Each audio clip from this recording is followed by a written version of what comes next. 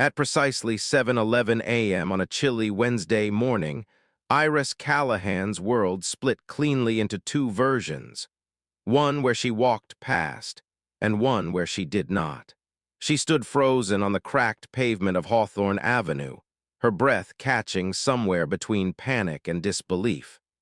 Her backpack, heavy with color-coded notes, two sharpened mechanical pencils, and the ID badge she needed to take the most important exam of her 17 years, felt like it weighed 100 pounds. But it wasn't the bag holding her down. It was the woman on the ground. Every story has a heart. If this one touched yours, subscribe to the Single Dad Stories, ring the bell to never miss a new chapter, and share it with someone who believes in the power of stories.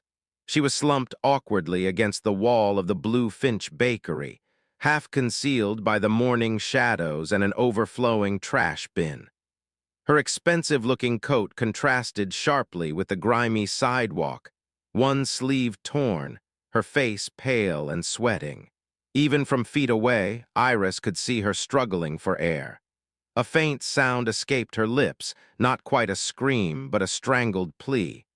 A whisper only the world's most desperate people ever made. Help! Iris checked her phone with trembling fingers. Exam starts, 8 o'clock a.m. bus departure, 7:15 a.m. time left, 4 minutes. 4 minutes to decide between everything she had ever worked for or someone she had never met. Her father's warning rang in her memory, familiar and stern. Stay out of trouble, Iris. Keep your distance. The world is unpredictable. Don't get involved in things that don't concern you.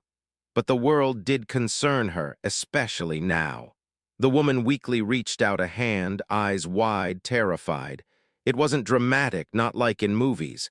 There was nothing heroic or cinematic about it. It was raw, human, real.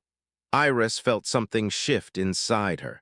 Her feet moved before her mind even gave permission. Kneeling beside the woman, Iris spoke quickly, though her voice barely cooperated. "Can you hear me? What happened? Do you have asthma? Are you hurt?" The woman gasped, words barely forming. Something with nuts." Iris's mind raced, memory fragments from emergency preparedness lectures, health class, and random YouTube videos flashing like strobe lights. Swelling, tremor, wheezing, anaphylaxis. Okay, you need epinephrine," Iris muttered, hands shaking. "Do you have an injector?" The woman blinked, tears brimming. She tried to speak again, but instead clutched her throat, eyes glossy and horrified. Why wasn't anyone else around? Hawthorne Avenue, usually full of commuters and joggers at this hour, was eerily empty. Cars passed by occasionally but never slowed. Somewhere in the distance, a delivery truck beeped loudly, but no one seemed to notice the collapsing woman on the sidewalk. Iris's pulse hammered in her ears. She had exactly one option. She scrambled to her feet, dialing 911 as she ran toward the nearest pharmacy, a block away, maybe two. Each second felt like a lifetime. Her backpack bounced chaotically as she sprinted, her breath coming in sharp bursts. The pharmacist, a middle-aged man with sleepy eyes and a coffee stain on his shirt, froze at the sight of her. "She's dying. A woman nuts. Reaction, can't breathe, need EpiPen now." To her relief, he didn't waste a second. He returned with the injector, guiding her through the process even though she already knew. Outer thigh. Blue to the sky, orange to the thigh. Count to 10. Hold steady. She ran back faster than she thought possible, adrenaline replacing fear. The woman was still there, but her breaths were shallow, frighteningly faint now. Iris dropped to her knees again, barely feeling the cold pavement dig into her legs. She pushed aside doubt, panic, and her father's voice warning her against involvement. She pressed the injector firmly against the woman's leg. Click. 1, 2, 3, please work. 4, 5, 6, please don't let me be too late. 7, 8, 9, please. 10. For a moment, nothing happened. And then the woman dragged in a desperate, shaking breath. Her eyes opened. and Iris exhaled a breath she hadn't realized she'd been holding. But through the relief came something else, terrible, heavy, undeniable. Her phone screen lit up. 7:58 a.m. the bus was gone. The test had begun. And Iris Callahan was not there. But what Iris didn't know was that this choice, made on a forgotten bakery sidewalk, would echo louder than any test score she could ever earn. The sirens arrived exactly 9 minutes later, though to Iris it felt like hours. Two paramedics in Navy uniforms moved with precise urgency, their voices calm but firm. Iris found herself answering questions she barely remembered hearing. Name? Iris Callahan. How long was she unresponsive? Maybe 5 minutes, maybe less. I don't know. Did you administer the auto-injector yourself? She nodded. You did good, kid, real good. She didn't feel good. She felt like she was about to collapse. One paramedic, a woman named Alina, according to her badge, placed a hand on Iris's shoulder. Most people don't stop to help. Many don't even notice. You did. Iris didn't know what to say. She wasn't a hero. She wasn't anything special.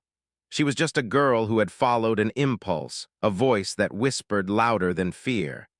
She watched as they lifted the woman, still pale but breathing now, onto a stretcher. An oxygen mask covered half her face, but her eyes remained open, searching, studying. They landed on Iris. With weak, trembling fingers, she reached toward her. The paramedic helped guide their hands. You saved my life, she whispered behind the mask, voice raw and shaky. You didn't walk away. Her words cut into Iris like sunlight through ice. The paramedics loaded her into the ambulance, doors shutting with a heavy thud. Iris stood alone on the quiet street, wind tugging gently at her ponytail. She checked her phone. 8:23 a.m. The exam had been underway for nearly half an hour. The consequences finally hit her. She had missed the bus. She couldn't get to the academy now, not on time, not legally, not without breaking the no late entry policy they'd drilled into every student's head since freshman year. No exam, no makeup, no exceptions. Her future, college prospects, scholarships, honor roll, everything she had worked for since middle school was slipping through her fingers, like sand, like breath, like time. She sank onto the same cold pavement where the woman had been just minutes before. No one was around now. No witnesses. Just her, the trash bin, the faint smell of bread from the bakery, and a crushing weight of what she had chosen. Her father had warned her about stepping into other people's emergencies. Not because he didn't care, but because he was afraid. Afraid of losing her. Afraid of her losing her future. Afraid of caring so much it hurt. He had built his dreams around hers. And now, with one decision, she had tossed them into the wind. Tears she didn't expect began slipping down her face, slow at first, then uncontrollable. She didn't know if they were from fear, exhaustion, or relief, maybe all three. She wiped her face with her sleeve and stood shakily. She started walking, not toward school, not toward the bus stop. Home. With every step, the weight of her choice grew larger. Her father was already waiting when she returned. He stood in the small kitchen of their apartment, still wearing his work uniform, a faded gray polo with Callahan's Auto Repair stitched over the pocket. His expression was unreadable. The school called, he said quietly. Iris tried to speak, but her voice cracked. Dad, He didn't yell. He didn't ask why. He didn't even look angry. He just looked heartbroken. Where were you, Iris? She told him everything. The woman, the diagnosis, the sprint to the pharmacy, the injector, the sirens, the moment she knew she wouldn't make it. When she finished, the room was unbearably quiet. I tried to make it, Dad, she whispered. I really did. He didn't respond for a while, then to her surprise, he pulled out a chair. Sit, he said softly. She did. He didn't yell, he didn't scold. He just listened again, this time not to what she had done, but to who she had become while doing it. And that changed everything. But not immediately. because kindness wasn't always instantly rewarded. Sometimes it just changed you and waited for the world to catch up. Iris believed that would be the end of it, that her one act of compassion had cost her everything. It would take exactly 3 weeks to learn how wrong she was. The next morning, Iris woke up expecting the world to feel different. It didn't. Her alarm rang at 6 o'clock a.m. as usual. Her backpack still sat by her desk, untouched, color-coded flashcards peeking out of the front pocket. The sun still climbed over Hawthorne Avenue like it always did, but nothing felt normal anymore. It wasn't that she regretted helping the woman. She didn't. But the silence that followed her decision felt louder than sirens ever could. She went to school without her test, without answers, without a plan. The hallway was buzzing, a hive of loud chatter and overstuffed backpacks. Students compared exam scores, complained about essay prompts, bragged about finishing early. For the first time in her life, Iris felt invisible, until she didn't. "Where were you yesterday?" The voice belonged to Maeve Turner, Iris's closest friend since 5th grade, smart, sarcastic, and fiercely competitive. A girl who built her future like an architect carefully with no bricks out of place. Iris hesitated. Something happened." Maeve raised an eyebrow. "You missed the final exam, Iris." "That's not a something. That's everything." Iris felt her throat tighten. "I helped someone, a woman, she almost died." The hallway noise seemed to fade. Maeve blinked, caught between disbelief and concern. "You skipped the exam for a stranger." "I didn't skip," Iris whispered. "I stayed." For a long moment, Maeve said nothing. Then, softly, "You could have called someone. You didn't have to stay, Iris. You've worked your whole life for this." "I know," Iris said, and suddenly the guilt, the one she thought she had buried, was clawing its way back. "But I couldn't leave. I just couldn't." Maeve looked at her for a long time. "That's kind of insane," she said finally. Then, with a slow sigh, "Beautiful, but insane." Iris let out a shaky laugh, half relief, half sadness, but not everyone reacted like Maeve. By noon, she had heard it all. "You're lying. No one would throw their future away for a stranger. She probably just overslept and made it dramatic. My mom said people make up stories like this for attention." She didn't defend herself. She didn't argue. The truth didn't need their approval. That afternoon, Iris sat in the vice principal's office, hands clasped, heart heavy. Mr. Dalton adjusted his glasses and smiled sympathetically, but his words landed like stones. "Iris, what you did was honorable, admirable even, but rules are rules. There are no makeup exams unless the emergency involves your own medical situation." "So saving someone's life isn't considered an emergency?" she asked, voice tight. He sighed. "Not according to school policy." The word policy felt sharp, cold, final. "For what it's worth," he added gently, "you did the right thing. The world needs more people like you." She wanted to believe that mattered. But it didn't feel like it. Not yet. That night she sat at the dinner table while her father reheated canned soup. Neither of them mentioned the exam, neither spoke of consequences. They didn't talk much at all, until her father finally broke the silence.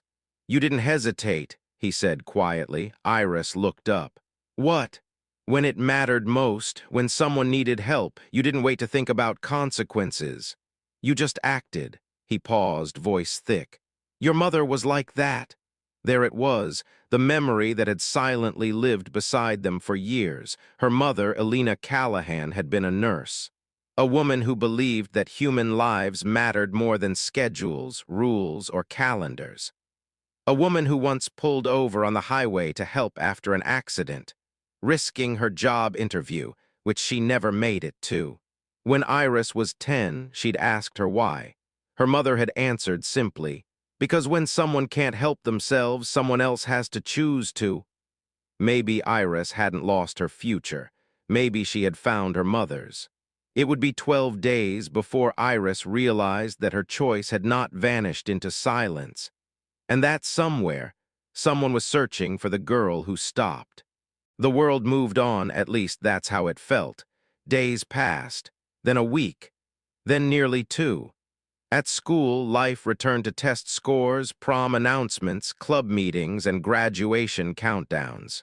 While her classmates talked about college essays and scholarship interviews, Iris was practicing something entirely different: acceptance. She attended classes, completed homework, and watched from the sidelines as others prepared for futures she felt she had stepped away from. Not begrudgingly, just quietly, but something unexpected had started happening. People watched her differently, not with mockery or judgment, which had faded after the first few days, but with something else. Something like curiosity or respect. It wasn't loud, and no one said it out loud, but Iris could feel it. One morning in English, Mr. Armstrong paused while returning essays. When he reached Iris's desk, he laid hers down gently. "You wrote this before. What happened, didn't you?" She nodded, confused. His voice was quiet but firm. "You wrote about how character isn't proved in classrooms but in moments when no one is watching." He hesitated just a moment. "Seems like you were already preparing for a different kind of test." She didn't expect her teacher's words to matter so much, but they did. Still, the world outside school remained silent. No news, no calls. No signals from the woman she had helped. Maybe she was gone. Maybe she was all right.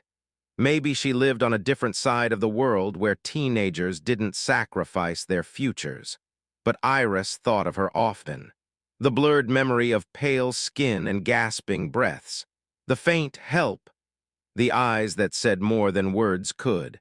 Sometimes, when she walked past Blue Finch Bakery, she paused, not to look for her, but simply to remember. There were cracked tiles on the pavement where she had knelt. She had memorized them now. They felt like a part of her story. She didn't expect anyone else to remember them too. On the 12th day after the crisis, Iris walked home from school, careful to avoid the bus route she used to take. Not because she couldn't bear to see it, but because things were different now. She passed the pharmacy where she'd shouted for help. She passed the bakery where everything had begun, and she stopped. Because someone else was there, standing in front of the bakery, not just standing, waiting. A woman bundled in a light beige coat stood near the same cracked tiles. She wasn't panicking now. She wasn't gasping for air. She was searching, not frantically, hopefully. And when her eyes found Iris, they softened, not with despair this time, but recognition. She didn't speak at first. Neither did Iris. The woman took a careful step forward. "You found me," she said, voice warm but fragile. Or maybe it was the other way around. Iris exhaled shakily. "You're okay." The woman smiled, not with politeness, but with something deeper. "Because of you." Her voice carried sincerity, not dramatic, not performative, but real. Like someone who had stood at the edge of something irreversible and was grateful for the view now being different. "My name is Sienna," she continued softly. "Sienna Avery." They shook hands. Iris couldn't ignore the tremble in her own. Sienna's next words were hesitant but deliberate. "I've been looking for you." Iris blinked. "How did you know where The pharmacist," Sienna said. "The emergency call records, security cameras." She paused. "But mostly I kept coming back here. The street, the bakery, the cracked tiles. Because I knew," she said gently, "that someone who wouldn't walk past a stranger wouldn't walk past this place either." Iris felt something deep in her chest shift, something she had been holding together with fear and quiet acceptance. "I wanted to thank you properly," Sienna said, then she laughed softly. "Turns out there is no proper way to thank someone who changed your life." Iris swallowed, unsure how to respond. So Sienna continued. "I don't know exactly how," she said, "but I think saving mine might just change yours too." Iris had no idea how right Sienna Avery was, but the rest of the world was about to find out. Sienna Avery didn't just come to thank Iris. She came with questions, with purpose, and with something Iris couldn't quite name at first, determination. They walked slowly along Hawthorne Avenue, past Blue Finch Bakery, past the street corner that held both a memory and a turning point. Sienna moved gently, like someone rediscovering how to exist without fear. "You didn't just help me," she said softly. "You stayed, you searched for help, you ran, you used the injector perfectly. You did everything right." She paused, then added, "Do you realize most adults wouldn't know what to do?"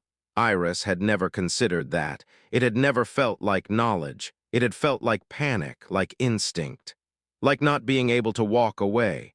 "I didn't think," she admitted. "I just knew that doing nothing felt worse than doing something." Sienna smiled slowly. "That," she said, "is exactly why I came." They stopped at the exact spot where Iris had first seen her, the cracked tile beside the bakery wall. Sienna turned to face her fully. "I didn't just want to thank you," she said. "I wanted to ask something." Iris felt her stomach twist gently. "Ask what?" Sienna hesitated, not out of uncertainty, but as if choosing her words carefully. "Why did you stop?" It was such a simple question, but it wasn't simple at all.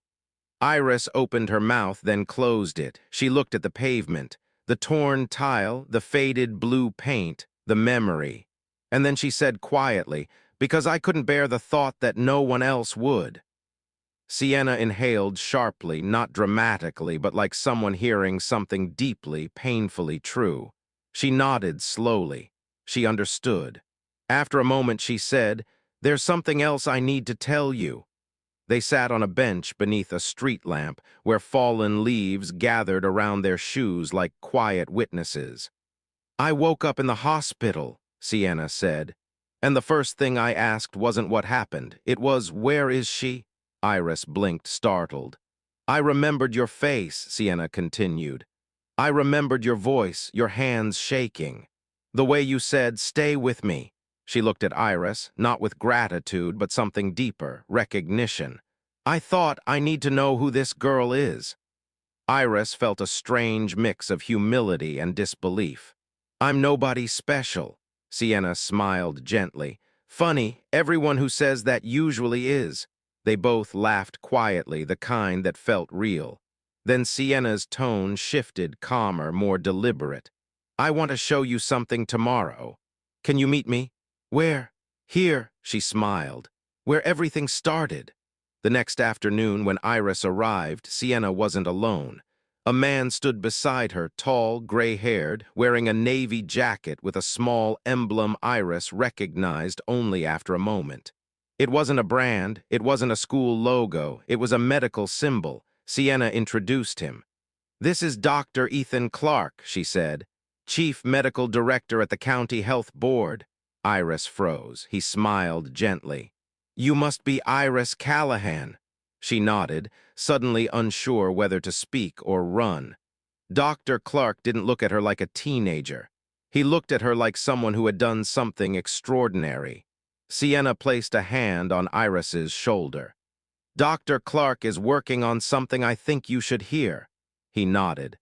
"We've been exploring ways to improve emergency response education in schools, practical training, real-world preparedness." He paused. "And your story is the perfect example." "My story?" He smiled. "Yes, a real story, a real teenage responder, someone who acted not because she had to, but because she chose to." Iris felt her heartbeat quicken. This wasn't about punishment. This didn't feel like consequences. This felt like possibility.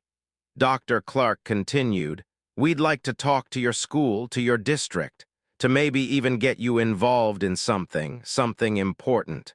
Something that starts here but might not end here." Iris looked from him to Sienna, baffled. "Why me?" Sienna's answer was simple. "Because stories don't change people." She paused.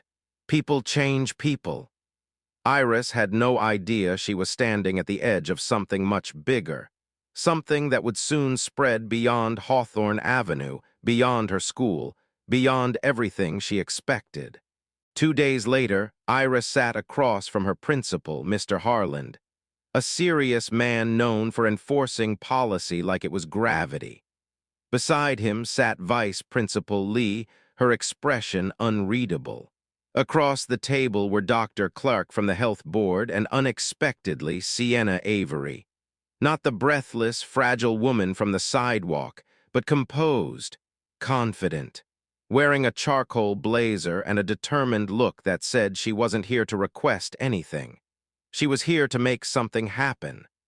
Iris sat quietly, not quite believing she was even in the room, much less the reason the meeting existed at all. Dr. Clark began. "We're here because what happened on October 12th should not be brushed aside as an exception or an unfortunate scheduling conflict." He looked directly at Mr. Harland, not aggressively but firmly. "We're here because a life was saved, and because the skills that saved it should not be considered optional." Mr. Harland folded his hands slowly. "What the student did is admirable, but school policy changed," Sienna said. It was calm, measured, and somehow absolute. Mr. Harland seemed taken aback. "I'm sorry." Sienna placed something on the table, an envelope. She slid it forward. Inside, Iris could see a silver emblem embossed on formal letterhead. "Not local, not state, federal." "I reached out," Sienna said, "to the National Medical Emergency Education Council. They agree this needs to be heard." Even Vice Principal Lee's expression shifted at that. "This isn't just about Iris," Sienna continued. "It's about preparing students. It's about acknowledging courage, not penalizing it." The room fell silent. Then Dr. Clark turned to Iris. "Would you like to speak?" Iris's heart jolted her. But Sienna gave her a small, steady nod, so Iris inhaled and spoke. "I didn't help her because I wanted anything," she said quietly. "I didn't think about exams or policies or consequences. I just couldn't walk away." Her hands trembled slightly, but her voice didn't. "But after," she continued, "I realized something. We spend years being tested on things, information, memory, formulas, but we're never tested on decisions. Real decisions, ones that matter." She paused, searching for the right words. "No one ever prepared us for that test. And maybe we should be." For a moment, no one spoke. Vice Principal Lee was the first to break the silence. "There may be additional board conversations required," she said slowly. "But I believe there might be grounds for an appeal." Mr. Harland frowned, not disapprovingly, just thoughtfully. "This is unprecedented." "Kindness usually is," Dr. Clark replied.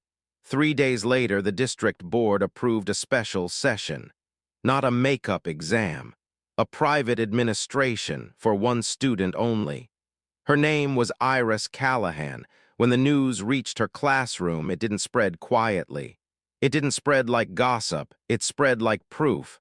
Proof that kindness wasn't weakness. Proof that compassion wasn't foolish. Proof that doing the right thing didn't mean forfeiting your future. Maeve found her between classes. "I still think you're insane," she said, smiling. "But now you're legendary." She wasn't the only one. People Iris barely knew stopped to say hi. Others simply gave her small nods in the hallway, acknowledgments, subtle but meaningful. And for the first time since that morning on Hawthorne Avenue, she didn't feel alone. The night before the exam, Iris sat at the kitchen table, textbook open, but her focus elsewhere. Her father sat across from her, quietly watching. "I'm proud of your grades," he said softly, "but that's not what I'm proudest of." "I know," Iris replied, because she finally did. He reached across the table and took her hand, not as a parent comforting a child, but as one human acknowledging another. "You didn't lose anything that day," he said. "Not really," she nodded. This time she believed him. A future built only on achievement could disappear in a day, but a future built on purpose, that was harder to lose. But Iris had no idea. Her story wasn't done traveling. In fact, it was about to outgrow her entirely. The exam came and went, not dramatic this time, not life-altering. Just a quiet room, a sealed packet, a clock ticking on the wall. And this time, Iris didn't fear the clock. She respected it, but it no longer defined her. When she walked out of the private testing room, her father was waiting in the hallway, wringing his cap in his hands like he had when she was 6 and had her first spelling bee. She didn't even have to say anything. He just exhaled and nodded, that quiet fatherly gesture that meant more than applause ever could. But something strange happened in the days after. Nothing. No immediate results. No celebrations. No dramatic announcements. Life simply resumed. Classes, homework, chilly bus rides, cafeteria lines, everyday things, and Iris thought maybe that was it. Maybe the story had ended where it began. She was wrong. This story had legs. It started with a local newspaper. A small column titled, "Teen Misses Exam to Save Stranger, Later Gets Second Chance." It was tucked between a flu season reminder and an article about a lost dog that had found its way home. Not front page, not big, but sometimes small stories walk farther. 2 days later, a larger paper ran it, then a health blog, then a parenting forum, then a student advocacy site, and then suddenly everywhere. The student who didn't walk away. When compassion interrupts ambition. What the education system can learn from a teenage first responder. Not Iris's words, but her story. The story had stopped being hers a long time ago. It now belonged to everyone who believed kindness still mattered. That's when it happened, the email that changed everything. It came from a local station first, then a bigger one, then 3 more. "You don't have to," her father told her. "I know," Iris said, but something inside told her she should. Not for attention, not for praise, but because she finally understood she hadn't just been part of a story. She had become the beginning of one. The studio lights were bright. The microphone was small. The questions were kind. What made you stop? What were you thinking as time was running out? Did you regret it later? Do you believe you'd make the same choice now? She didn't give rehearsed answers. She didn't try to sound wise or inspiring. She just answered as herself. "I didn't think about consequences. I thought about her. Rules are made for structure, but sometimes compassion disrupts structure. And that's okay. I was scared, not of helping, but of being the only one who did. I don't know if I'd make the same choice again, but I hope I would." The interviewer studied her for a moment. "You didn't just help someone," he said. "You reminded us what help actually means." She didn't know how to answer that, but she didn't have to, because something else had already started happening. After the interview aired, messages began to arrive. Not from reporters, not from media, from strangers, from people who had once walked past, from people who wished they hadn't, from students, from nurses, from teachers, from paramedics, from parents, even from teenagers who said, "I wouldn't have stopped before, but now I think I would." Most of them began the same way. "I don't know you, but I needed to tell you what your story did for me." Iris read each one. Not because she felt she had to, but because every message reminded her of something she almost forgot. That kindness was contagious. Not viral, not trending, just human. One night as she sat reading these messages at their small kitchen table, her father looked up from his tea. "You know what's funny?" he said. "What?" "You thought you were the one who stopped everything that day." He smiled slowly. "Turns out that's when everything started." Iris thought the story had reached its peak. She had no idea someone very important had just heard it and was about to knock on her door. It happened on a Saturday, the kind of Saturday that smelled like coffee and laundry detergent, the kind where nothing extraordinary was supposed to happen. Iris was in the kitchen, rinsing paintbrushes from an art project she hadn't quite finished. Her father was fixing a squeaky cabinet hinge, humming a song he never remembered the name of. Then came the knock, not hurried, not frantic, Just certain. 3 knocks, steady, measured. Her father opened the door. And for the second time in her life, Iris saw Sienna Avery standing at her doorstep. Only this time she wasn't alone. Beside her stood a woman in a dark teal coat with a lanyard ID clipped to her lapel. Iris recognized the logo before she recognized the name. It wasn't local government. It wasn't state level. It wasn't even media. It was national, U.S. Department of Public Health and Safety. Her father quietly set down his toolbox. Sienna smiled, not the soft, emotional smile from before, but a purposeful one. "Iris," she said, "this is Director Caroline Shaw." Director Shaw extended her hand. "I've been hoping to meet you." Iris couldn't speak for a moment. She shook her hand slowly, unsure whether to feel honored, terrified, or both. Director Shaw continued, "Your story has reached more than news outlets. It reached policymakers." She reached into her bag and took out a folder, thin, neatly sealed. Sienna's gaze softened. She already knew what was inside. Director Shaw placed it on the table. "We're working on something," she said.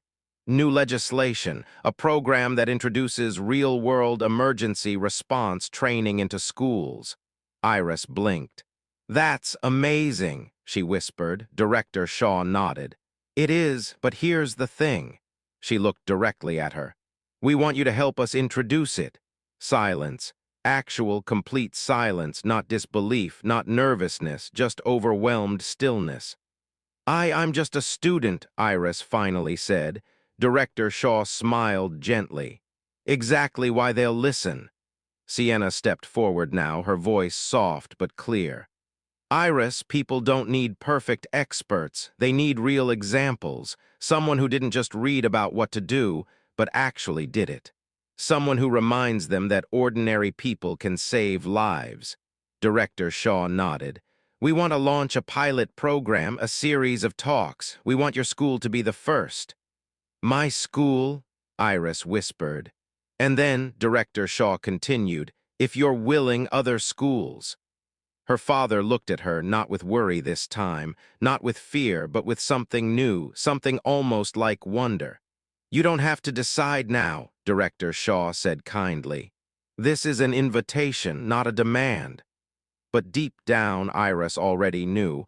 She would say yes, not because she felt ready, but because she finally understood kindness wasn't a single moment.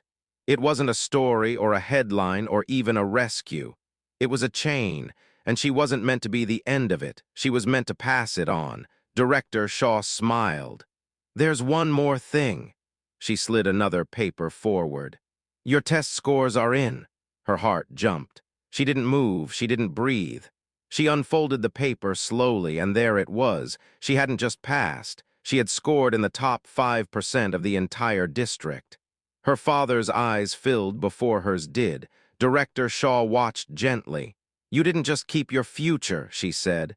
"You expanded it." For the first time, Iris believed that fully. The meeting ended. Director Shaw left. But Sienna stayed for tea. Her father brought out the chipped mugs, the ones he always apologized for, but everyone secretly loved because they held stories. As they sat, Sienna said softly, "If kindness had a map, it would probably look like this day." Iris looked out the window. At Hawthorne Avenue, at the bakery, at the cracked tile, at the place where everything started but nothing truly ended. What Iris didn't know yet was that her story wouldn't just reach schools or cities or even just her country. It was about to reach someone she never expected, someone from her past. 2 weeks after Director Shaw's visit, Iris was sitting by the living room window, reviewing draft notes for her first school presentation. She had written down phrases, circled ideas, things like, "You don't need to be trained to care," and "Courage doesn't ask permission." She didn't feel like an expert, but she did feel ready. Just as she began practicing aloud, her father walked in holding an envelope. A real envelope, stamped, hand-addressed, not an email, not a message, not another news request, something personal. "It has no return address," her father said, handing it to her gently. "But it looks important." Her name was written in ink, Miss Iris Callahan. She recognized the handwriting even though she had only seen it once, at a hospital. In shaky writing, on a small notepad, the day after Sienna was stabilized, her heart tightened. She opened the envelope carefully. Inside was a letter, simple, handwritten, no logos, no official stamps. She unfolded it. "Iris, when you saw me, you didn't see a stranger. You saw a person. I don't know why that matters so much, but it does. I used to believe kindness was luck, something that visited us fleetingly. Now I know it's choice. You helped me when I was fading, but I think you've done something far greater. You've made kindness louder. Not just for me, for others. I want you to know something. Before that morning on Hawthorne Avenue, I believed I was alone. I don't believe that anymore, because I met you. And because of you, I met myself again." Sienna Avery, when she finished reading, Iris didn't speak for a long time, not because she had nothing to say, but because sometimes silence meant understanding. Sometimes silence meant everything. Her father watched her gently. "You still don't realize," he said quietly, "the kind of change you set in motion." She wiped her eyes, laughing softly at herself. "It's strange," she said. "I didn't plan any of this. It wasn't a choice I thought about. It was just instinct." "Exactly," he said. "The truest parts of us usually are." 3 days later, she visited Hawthorne Avenue. Not for interviews, not for cameras, not even for memories, just to stand. The sidewalk looked the same, faded brick, bakery paint peeling slightly, the cracks in the tile still forming crooked lines where she had once knelt. But everything felt different now, because that broken piece of pavement was no longer just a place where something happened. It had become a place where something started. She sat on the same bench she had shared with Sienna. She thought about all the things that had changed since that morning. Not just her test, not just her future, not just Sienna's life, but something bigger, something she couldn't quite name but could feel deeply, like a pulse. Like recognition, like kindness echoing back. She took a slow breath, not rushed, not frantic, just present. And for the first time, she realized it wasn't a story about saving someone. It was a story about seeing someone. And seeing always changes everything. That evening, as Iris packed her bag for her first speaking event at another school district, a new email landed in her inbox. It wasn't from local media. Not from the Department of Public Health. Not even from Sienna. It was from someone else. Someone she didn't expect to hear from. Someone connected not to her future, but to her past. Sender: Marie Callahan Foundation at FamilySupport.org. Subject: I think you might want to know this. She opened it slowly. Her breath caught. It wasn't from Sienna. It wasn't from a reporter. It wasn't from Director Shaw. It was from someone connected to her mother. Someone who had known Elena Callahan. Someone who knew exactly what Iris had done, because something very similar had once been done for them. Attached was a photo. Her mother, smiling, wearing her nurse badge, holding something in her hand. An EpiPen. Iris believed she was carrying forward kindness. She never expected to learn she was also continuing a legacy. The photo of her mother sat open on Iris's desk like a question waiting to be answered. Not just a photo. An image of a woman smiling gently, her eyes kind and intelligent, wearing her worn nurse badge proudly.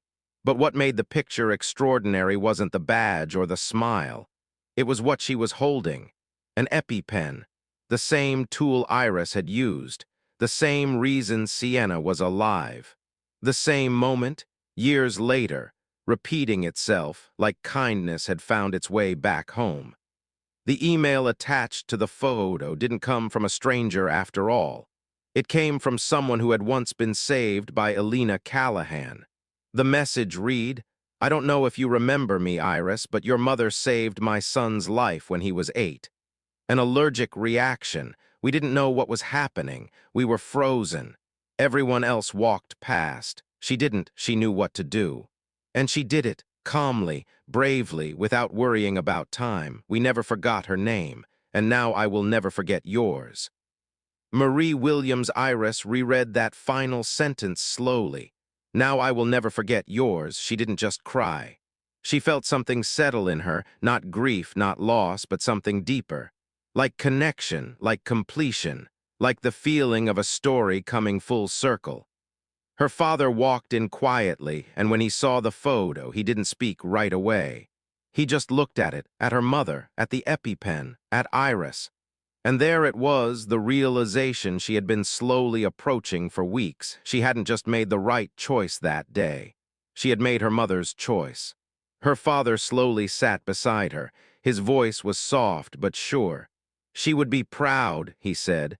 Not because you saved someone, he paused, but because of who you chose to be in that moment. They didn't speak for a while after that.